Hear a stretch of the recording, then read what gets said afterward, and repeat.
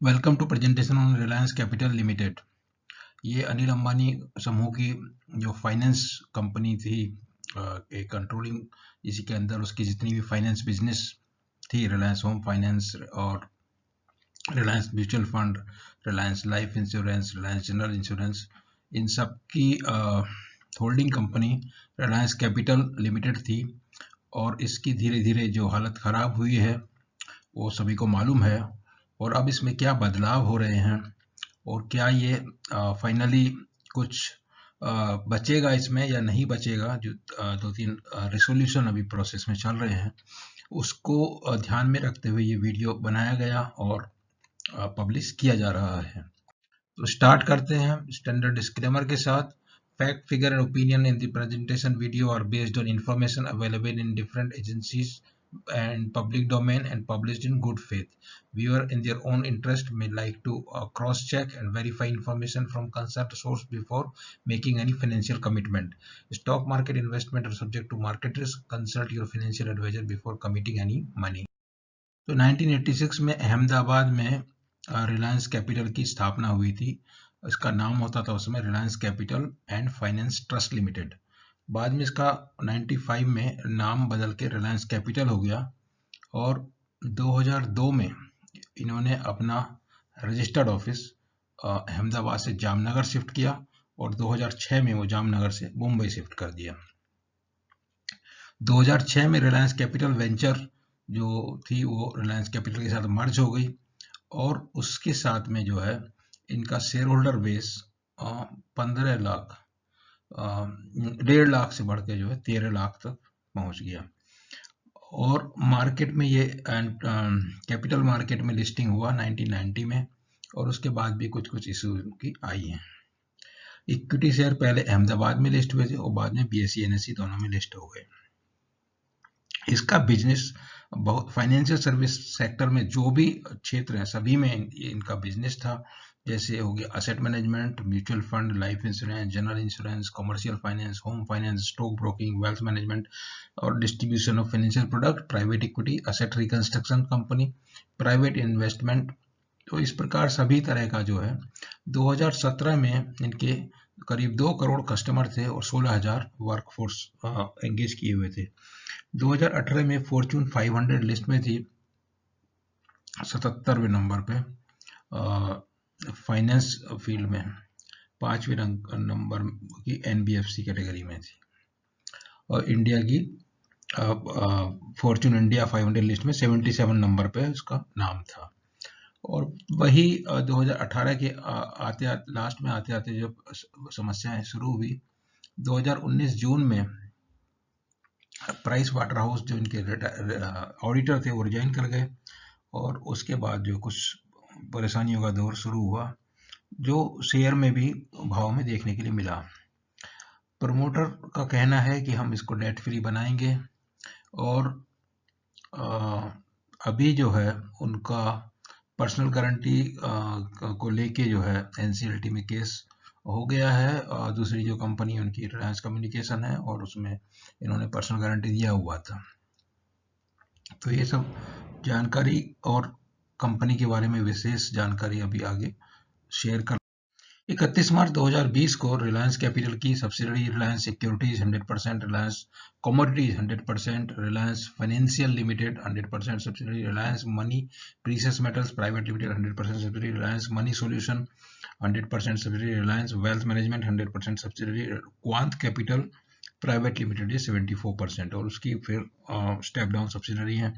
उसके बाद Reliance general insurance 100% subsidiary, Reliance Nippon life 51% subsidiary, Reliance health insurance 100% subsidiary है, Reliance commercial finance 100% subsidiary है, Reliance exchange net 100% subsidiary है, Reliance capital pension fund 51% था, ये अभी ट्रांसफर हो गई, अभी नहीं है, और रिलायंस कारपोरेट एडवाइजरी सर्विस 98.57%। उसके बाद ये क्या है गल्फोस एंटरप्राइज और Reliance under water systems private limited. तो अभी जो हुआ है हाल ही में क्या हुआ कि जो इनके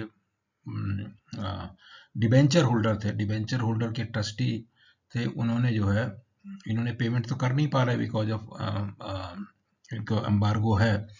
तो डिबेंचर होल्डर ट्रस्टी ने इसका जो एक्सप्रेशन ऑफ इंटरेस्ट बुलाया हुआ है और 31 अक्टूबर को उन्होंने वो एक्सप्रेशन ऑफ इंटरेस्ट जारी किया, जिसके हिसाब से 1 दिसंबर डेडलाइन थी for submission of EO expression of interest. वो बढ़ा के अभी 17 दिसंबर हो गई है। और इस तरह से जो एसेट मोनेटाइजेशन प्रोसेस है वो कमेटी ऑफ डिबेंचर होल्डर करा रही है, और वो डिबेंचर ट्रस्टी है विस्त्रा ITCL। तो ये जो भी डेट है 93% ऑफ द डेट इन लोगों इस डिबेंचर में है। और EOI जो बुलाए गए हैं वो इन सब्सिडरी की जो रिलायंस कैपिटल की स्टेक है उसके लिए बुलाए गए हैं। इसमें 100% stake in Reliance general Insurance, 51 in Reliance Nippon life Insurance, 100% Reliance securities, 100% Reliance Financial, 49% Reliance ARC, 20% Reliance Commodity Exchange, 100% Reliance health Insurance और अदर पी इन्वेस्टमेंट। इसमें SBI कैप और GM फाइनेंशियल को बिडिंग प्रोसेस करनी on behalf of debenture trustee. तो जैसा अभी अनुमान के हिसाब से करीब 20,000 करोड़ आउटस्टैंडिंग डेट है रिलायंस कैपिटल का। तो उसमें 93% जो के लिए जो अभी ये एक्सप्रेशन ऑफ इंटरेस्ट बुलाया गया। और जैसा अभी जिक्र किया डेट 1 दिसंबर की 17 दिसंबर हो गई। और इसमें एक्सप्रेशन ऑफ इंटरेस्ट में क्या हुआ है कि उनको जो भी प्रोस्पेक्टिव बिडर हैं उनको अपना एसेट मोनेटाइजेशन प्लान सबमिट करना है। और उसमें 3 स्टेज में मोनेटाइजेशन प्रोसेस है। स्टेज 1 में क्या है, जो पोटेंशियल बिडर सबमिट करेंगे expression of interest along with necessary supporting document as detailed in the EOI। फिर एग्जीक्यूशन होगा non disclosure undertaking by short listed eligible potential bidder. तो पहले वो एक्सप्रेशन ऑफ इंटरेस्ट होगा, उनके पेपर्स चेक होंगे, उसके बाद शॉर्ट लिस्टिंग होगी। जो शॉर्ट लिस्टेड होंगे उनको उनके साथ नॉन डिस्क्लोजर अंडरटेकिंग होगा। और उसके बाद जो है डिसीजन टू डिटरमिन एलिजिबिलिटी तो ऑब्वियसली डिवेंचर होल्डर कमेटी का रहेगा। उसके बाद उनको जो है स्टेज 2 में पहुंच जाएंगे। वो स्टेज 2 में पहुंचने के बाद उनको वर्चुअल डाटा रूम का एक्सेस दिया जाएगा, जिससे जो कंपनी के पास जो भी जानकारी है उसकी कंपनी के बारे में वो पूरा जो है उनको एक्सेसिबल हो जाएगा। और वर्चुअल डाटा रूम में क्या क्या होगा, कारपोरेट बिजनेस प्रेजेंटेशन होगा और other data related to relevant subsidiary investment of the company, और उसके बारे में जो भी है पूरा जानकारी मिलने के बाद request for asset monetisation plan. तो फाइनेंशियल प्लान जो है नेक्स्ट स्टेप के लिए इवैल्यूएशन मैट्रिक्स तैयार किया जाएगा और फिर कहा जाएगा कि आप जो है अपना asset monetisation plan by short listed bidder को सबमिट करना है, उसके लिए डेट फिक्स किया जाएगा। तो स्टेज 3 में क्या होगा, उसका इवैल्यूएशन होगा, फिर नेगोशिएशन होगा पोटेंशियल बिडर के साथ और declaration of successful asset monetisation plan and potential bidder by committee of debenture holder. ये स्टेज 3 के पार्ट है। फिर execution of definitive agreement with successful bidder. और इसमें यह भी कहा गया कि कमेटी ऑफ डिवेंचर होल्डर कभी भी किसी स्टेज पर एक्सटर्नल पार्टी एडवाइजर से प्रोसेस में कंसल्ट कर सकती है। तो बेसिकली इसमें जब रिलायंस कैपिटल क्या थी, इसमें जो EOI में दिया हुआ है, it is registered as a core investment company under section 45(1)(a) of Reserve Bank of India Act 1934 as a CIC में core investment company. Company is primary holding company holding investment in its subsidiary associate other group companies. और अभी monetization में क्या है, ये जो 8-9 company का stake है उसका ये समरी यहाँ पे दिया हुआ जो पहले हम पढ़ चुके हैं। उसके बाद जो है each of potential bidder shall satisfy following criteria. तो उसमें 2 तरह की कैटेगरी बनाया गया है, कैटेगरी 1 बिडर, कैटेगरी 2 बिडर। तो कैटेगरी 1 बिडर के लिए मिनिमम टेंजिबल नेटवर्थ स्पेसिफाई किया गया है। और कैटेगरी 1 बिडर में कौन आएंगे, public, private company, limited liability partnership, body corporate, banking company, NBFC, ARC और any potential bidder of category 2 category other than category 2। तो वो कैटेगरी 1 में आएगा। जो कैटेगरी 1 में नहीं है, कैटेगरी 2 में नहीं, वो कैटेगरी 1 में आएगा। और उनके लिए रिक्वायरमेंट है मिनिमम टेंजिबल नेटवर्थ। और 1 नंबर कंपनी जो असेट है उसके लिए 400 करोड़ की जरूरत है, दूसरे के लिए 250 करोड़ है और तीसरी चौथी के लिए 10 करोड़ है। इस तरह से सबका दिया हुआ है। और दूसरी कैटेगरी में जो बिडर हैं वो है प्राइवेट इक्विटी इन्वेस्टर और इन्वेस्टमेंट फंड। उनके लिए जो स्पेसिफाइड मिनिमम एलिजिबिलिटी क्राइटेरिया है, मिनिमम असेट अंडर मैनेजमेंट उनके लिए स्पेसिफाई किया गया है। वो एक नंबर जो कंपनी है उसके लिए 750 करोड़ है, 2 नंबर के लिए 500 करोड़ है, इस तरह से सबका दिया हुआ है ये। तो ये जो बिजनेस मिक्स था उसकी थोड़ा सा फिर एक रिफ्रेश जानकारी करते हैं। रिलायंस कैपिटल का बहुत बड़ा बिजनेस था एम्पायर, और इसमें था असेट मैनेजमेंट में mutual fund, offshore fund, exchange traded fund, alternative investment fund, insurance में लाइफ, जनरल हेल्थ तीनों, broking distribution, stock broking, wealth management, third party distribution, commercial finance में SME loan, retail loan, micro finance, renewable loan, और उसके बाद home finance में affordable housing, home loan, loan against property और construction finance. Other business proprietary investment, institutional broking और asset reconstruction. तो ये subsidiary के नाम दिए हुए हैं, उनकी सब्सिडरी की पहले चर्चा हम कर चुके हैं इसलिए रिपीट नहीं करेंगे।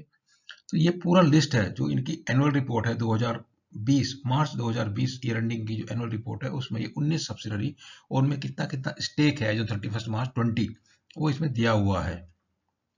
तो देख सकते हैं जो है, और इनकी क्या क्या मतलब कितनी बड़ी सब्सिडरी है उसका भी जानकारी यहाँ पे मिल जाएगा। उसमें कितने असेट्स हैं, शेयर कैपिटल कितना है, टोटल असेट कितना, लायबिलिटी कितना है, इन्वेस्टमेंट, टर्नओवर और प्रॉफिट कितना है। तो अगर देखा जाए तो एक बड़ा subsidiary Reliance general insurance company है, 103 करोड़ प्रॉफिट है और असेट उसमें जो है करीब 17,000 करोड़ के हैं। दूसरी रिलायंस कमर्शियल फाइनेंस है, उसमें 10,000 करोड़ के असेट है, वो इसका पार्ट नहीं है, उसका जो अलग से उसका रेसोल्यूशन चल रहा है। और उसके अलावा बाकी सब छोटी छोटी कंपनियां हैं, किसी की कुछ खास बहुत ज़्यादा असेट नहीं है। एक नए रिलायंस निप्पन लाइफ इंश्योरेंस, ये बड़ा कंपनी है, और कॉर्पोरेट एडवाइजरी थोड़ा सा इसको देख सकते हैं तो इसमें 2,000 करोड़ करके है, बाकी और बहुत छोटी छोटी कंपनियां हैं। इसके अलावा जो ये कंपनी रिलायंस होम फाइनेंस, इसका भी अलग से रेसोल्यूशन प्रोसेस चालू है, और ये जो है अभी एसोसिएट की कैटेगरी में आती है क्योंकि अभी इसमें जो हिस्सेदारी इनकी नहीं है। और तो इसके अलावा दूसरी company Reliance asset reconstruction company और रिलायंस लाइफ असेट मैनेजमेंट, तो ये तो ऑलरेडी बेच चुके हैं निप्पन को 27 सितंबर 2019 से ये इनकी सब्सिडरी नहीं है। पूरा जो उसका नाम भी बदल गया, अभी निप्पन लाइफ एसेट मैनेजमेंट हो गया, और उसने अपने इसलिए फंड का नाम भी Reliance capital Reliance mutual fund से जो चेंज करके निप्पन इंडिया म्यूचुअल फंड नाम कर लिया। और एमएलआइट होल्डिंग और ये ग्लोबल विंड पावर, ये सब दूसरी कंपनियां हैं। तो बिडिंग प्रोसेस चालू हो गई 31 अक्टूबर को, ईओआई पब्लिश हो गया। उसके बाद जो है बहुत अच्छा रिस्पॉन्स बिड को मिल रहा है, ऐसा रिपोर्टिंग हुआ है। आल्दो डेट को बढ़ा दिया गया, मगर 3 तारीख को ऐसा रिपोर्टिंग किया गया कि asset sale of Reliance Cap asset by Indian Bank has received overwhelming response with 8 companies including Oaktree, JC Flowers, 6 ARC submitting EOI for entire company। पूरा का पूरा के लिए इन्होंने 8 बिडर ऐसे हैं जिन्होंने पूरी कंपनी के लिए एक्सप्रेशन ऑफ इंटरेस्ट सबमिट किया है। Blackstone, KKR, Bain Capital are in the race for its general insurance, and Bandhan Bank, Bain, Dabar have shown interest in 51% in life insurance। तो अलग अलग असेट्स के लिए अलग अलग है, पूरा लिस्ट यहाँ पे दिया हुआ। रिलायंस कैप के लिए ओकट्री, जेसी फ्लोर और 6 ARC। उसके अलावा आप देखिए रिलायंस जनरल इंश्योरेंस के लिए 18 बिडर हैं, जिनमें Chrys capital, JC flowers, Blackstone, KKR, CVC capital partner और Bain capital. Reliance Nippon life insurance के लिए 16 बिडर हैं, उसमें Bain capital, NIF, R wood partner, Dabur investment, Bandhan bank और multiple asset management. Reliance securities के 8 बिडर हैं, Bain capital, Religare broking, Edelweiss. Reliance ARC के 6 bidder हैं और रिलायंस हेल्थ के 8 बिडर हैं। तो इस तरह से बहुत अच्छा एक्सप्रेशन ऑफ इंटरेस्ट मिला है। लेकिन अभी क्या है, जो लेंडर के adviser SBI capital market and JM financial 60 मिला है जो ईओआई जो इंटरेस्ट इनको अभी मिला है।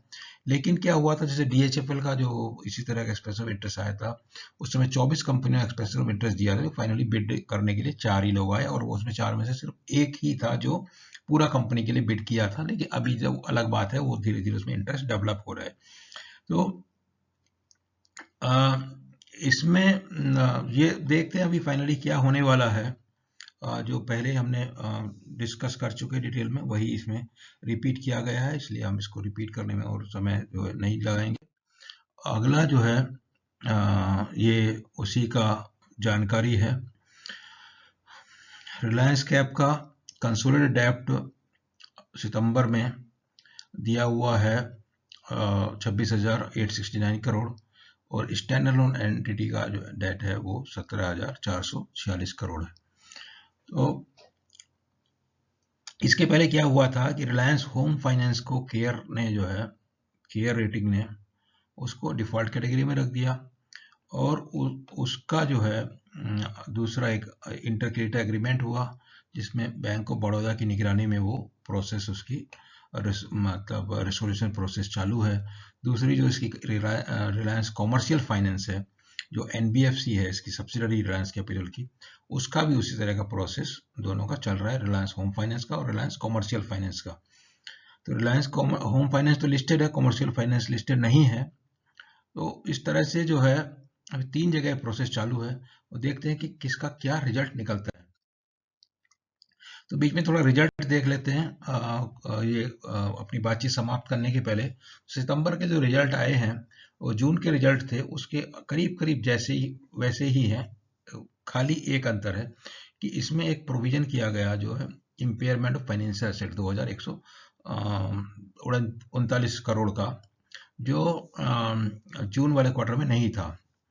और कंसोलिडेटेड बेसिस पे इम्पेयरमेंट जो है 1728 करोड़ है, और जो पिछली बार जो है 3,234 करोड़ था, पिछली बार से कम है, और पूरे साल में 4,510 करोड़ था पिछले साल में। तो क्वार्टरली डाटा है जो सितंबर, जून और सितंबर 20, जून 20 और सितंबर 19 का। उसके अलावा वो स्टैंड अलोन बेसिस पे पूरा डाटा है, मगर ये 3 क्वार्टर का डाटा जो हमने कंसोलिडेटेड बेसिस पे दिखाया है, जिससे एक्चुअली क्या है, कंपनी में कंसोलिडेटेड डाटा जब तक आप नहीं देखते तब तक उसमें आपको कुछ उसका जानकारी नहीं मिलता है, क्योंकि बहुत सारा जो है major business stand alone basis पे करीब आप समझ लीजिए जो देखते डाटा करीब 5% जो है बिजनेस जो स्टैंड अलोन बेसिस पे, बाकी सब जो नीचे सब्सिडरी में है ही होता है। एनुअल फाइनेंशियल रिजल्ट जो है 5 साल के दिए हैं, जो भी अगेन स्टैंड अलोन बेसिस पे पूरा डाटा दिया हुआ है, एक्सेप्ट मार्च 20 में कुछ कंसोलिडेटेड डाटा हमने दिया हुआ है, जो सेल का और उसमें प्रॉफिट 6,129 करोड़ है, और स्टैंड अलोन बेसिस पे वो 5,465 करोड़ है। और इसी तरह से मार्च 18 में भी जो है 5,760 करोड़ का लॉस डिक्लेयर किया था, पिछले साल कुछ नहीं किया तो प्रॉफिट थोड़ा दिखा दिया। तो ये सब है जानकारी। अब इन डाटा से बहुत ज़्यादा आपको काफ़ी कुछ जानकारी मिलता है, लेकिन फिर भी उसके अलावा बहुत सारा जानकारी जो है जो इससे नहीं मिलता है। तो वो जानकारी कहाँ से मिलता है, जो आपका शेयर प्राइस में रिफ्लेक्ट करता है। तो अब शेयर प्राइस अगर देखते हैं, या शेयर होल्डिंग पहले उसके देख लेते हैं। तो शेयर होल्डिंग में क्या है, अभी जैसे इनका प्रमोटर का हिस्सेदारी था 33.51% दिसंबर 2019 में, जिसका कि 80% जो है प्लेज था। तो उसमें से अभी क्या हो गया, वो सब जो है प्लेज का तो सब बेच दिया उन्होंने, और तो अभी जो शेयर होल्डिंग बचा हुआ है इनके पास 38,419 शेयर है प्रमोटर के पास, जो शेयर होल्डिंग का 1.51% ऑफ द शेयर होल्डिंग, उसमें से 1,30,000 शेयर प्लेज्ड है, और बड़ा हिस्सा जो है वो अदर्स कैटेगरी में है। डीआईआई में 3.48 है, उसमें एलआईसी 3.37 है, और एचडीएफसी का 6.46, इसका काउंटिंग जो अदर्स वाला 94.6 के अंदर जो बड़ा शेयर होल्डर इसके दो उसमें नजर आते हैं, एक एलआईसी और एचडीएफसी। और जैसा देख रहे हैं कि इसमें क्वार्टरली जो है किस तरह से प्रमोटर का हिस्सेदारी घट गया दिसंबर के बाद मार्च 20 में, वो इसमें दिखाया गया। उसी समय जो प्लेस शेयर बेचे गए थे इनके। और ये देखने के बाद हम प्राइस परफॉर्मेंस जब देखते हैं, तो ये 2000 से 20 साल का डाटा अगर देखिए तो ये करीब 3,000 रुपए के आसपास तक जो है दिसंबर 2007 जनवरी 2008 में जो है उतना ये प्राइस गया था, और 2018 तक ये कंपनी जो 10 रुपए डिविडेंड दिया था, और उसके बाद जो है पूरा खेल उसका खत्म हो गया। और अभी जो है इस साल का जो अगर प्राइस देखते हैं डिटेल में नीचे वाले चार्ट में, तो वो 15 रुपए 10 रुपए के बीच में घूमता रहा। अभी भी जो है उसी रेंज में 10, 12, 13 के रेट में चल रहा है। अभी पिछले एक हफ्ते में जब ये 60 एक्सप्रेशन ऑफ इंटरेस्ट आए हैं, अभी फाइनली कितने मटेरियलाइज होंगे, क्योंकि बहुत सारी केसेस में ऐसा देखने में आया है कि एक्सप्रेशन ऑफ इंटरेस्ट में बहुत अच्छा रिस्पॉन्स आता है और फाइनल बिड नहीं आती है। तो उसके लिए इंतजार करने की जरूरत है। और जैसे ही वो बिड पहली बात तो सबमिट होंगी, फिर खुलेंगी, खुलने के बाद उनका कंटेंट होगा, कितना पैसा होगा, निगोशिएशन होगा, काफी टाइम लगता है। तो उतने दिनों तक जो है क्लैरिटी इसमें नहीं रहेगी। मगर होता क्या, जैसे जैसे क्लैरिटी इमर्ज होती है तभी जो है आपको भाव जो है वो जो है एकदम भाग जाता है। तो जो इसमें आपको पिछले कुछ दिनों में जो अप मूव देखने को मिला है, इसके पहले भी एक अप मूव मिला था जो फाल्टर हो गया। अभी का भी जरूरी नहीं कि कब ये फाल्टर हो जाएगा, 17 दिसंबर तक अभी है डेट। तो अभी जितने आए हैं उनमें और हो सकता है कुछ ऐड हो जाए, क्योंकि डेट जो बढ़ाया हुआ है उसके पहले ही 60 एक्सप्रेशन ऑफ इंटरेस्ट आ चुके थे। तो और कुछ उम्मीद होगा, इसलिए 17 दिसंबर तक बढ़ाया हुआ है, तो और कुछ आ जाएंगे। और फाइनली लगता ऐसा है कि इनके पास जो असेट है बहुत अच्छी क्वालिटी के हैं। और लेकिन सवाल ये है कि रिलायंस कैपिटल के शेयर होल्डर के पास जब सब कुछ बिक जाएगा तो बचेगा क्या। तो आपको इसमें कुछ भी निवेश करने के पहले ये जानना बहुत जरूरी है कि as a Reliance Capital share holder what will be left even if it become debt free company as being told by promoter Anil Ambani in the various forum। तो वो चीज देखना है कि बाद में क्या बिजनेस इनके पास बचेगा और उसका क्या प्रॉफिटेबिलिटी रहेगा और क्या है। तो बेसिकली बात करते हैं असेट लाइट होगा तो फीस बेस्ड बिजनेस मेनली करेंगे, लेकिन कितना उसमें कर पाएंगे, क्या प्रॉफिटेबिलिटी रहेगा, तो वही चीज है प्रोस्पेक्ट और फ्यूचर शेयर प्राइस, उन सब चीजों पे डिपेंड करेगा। और बाकी दूसरा है कि जो भी इनके असेट्स हैं, जो कितना वैल्यू पे बुक में दिए हुए उसमें कितना प्रीमियम मिलेगा, उसमें जो कंपनी को कुछ फायदा मिल जाएगा, वो एक उम्मीद बनी हुई रहेगी। तो ये सब जानकारी था रिलायंस कैपिटल के बारे में, जो हमने शेयर किया आपसे इस वीडियो के अंदर। उम्मीद है कि आपको ये जानकारी जो है पसंद आया होगा। और अगर पसंद आया तो आप वीडियो को लाइक कीजिए और चैनल को सब्सक्राइब कीजिए। और साथ ही साथ जो आप हमारा ट्विटर हैंडल है व्यूज1c2, वहाँ पे जाके ट्विटर में हमारे सारे वीडियो देख सकते हैं और लेटेस्ट जानकारी वहाँ पे शेयर करते हैं, वो सब भी आपको वहाँ पे मिल जाएगी। तो this was all about Reliance capital. Thank you very much.